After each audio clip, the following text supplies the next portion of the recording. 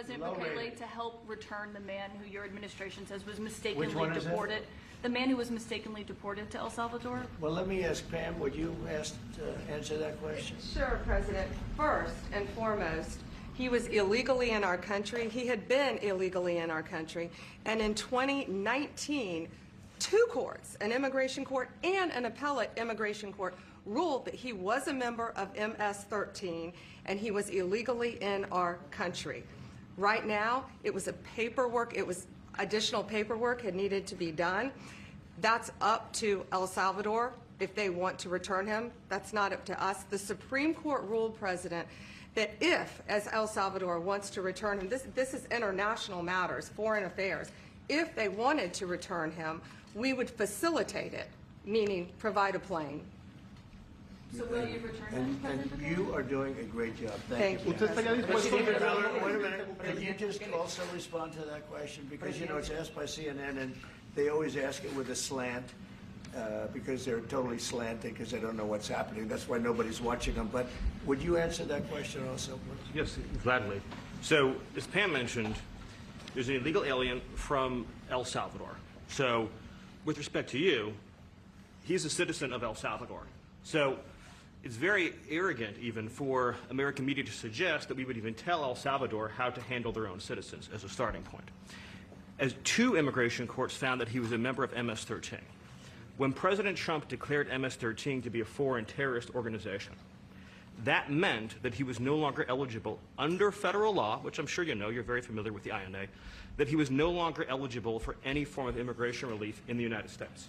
So he had a deportation order that was valid, which meant that under our law, he's not even allowed to be present in the United States and had to be returned because of the foreign terrorist designation. This issue was then, by a district court judge, completely inverted, and a district court judge tried to tell the administration that they had to kidnap a citizen of El Salvador and fly him back here. That issue was raised to the Supreme Court, and the Supreme Court said the district court order was unlawful and its main components were reversed 9-0 unanimously, stating clearly that neither Secretary of State nor the President could be compelled by anybody to forcibly retrieve a citizen of El Salvador from El Salvador, who again is a member of MS-13, which, as I'm sure you understand, rapes little girls, murders women, murders children, is engaged in the most barbaric activities in the world, and I can promise you, if he was your neighbor, you would move right away. So you don't plan But to the ask for Supreme any Court is help to get him asking back? to.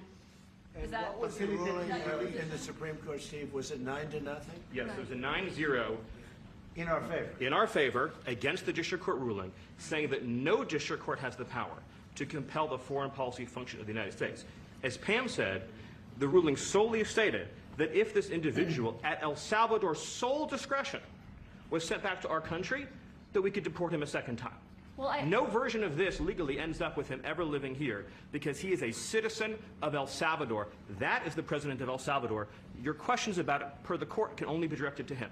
I asked ¿Usted lo President liberaría, Bukele, Presidente what is Bukele? can President Bukele weigh in on this? Do you plan to return him? Well, I'm suppose you're not suggesting that I smuggle a terrorist into the United States, right? It's always how can I smuggle? how can I return him to the United States? Like I smuggle him into the United States, or what do I do? Of course, I'm not going to do it. It's like, I mean, the question is preposterous. How can I smuggle a terrorist into the United States? I don't have the power to return him to the United States.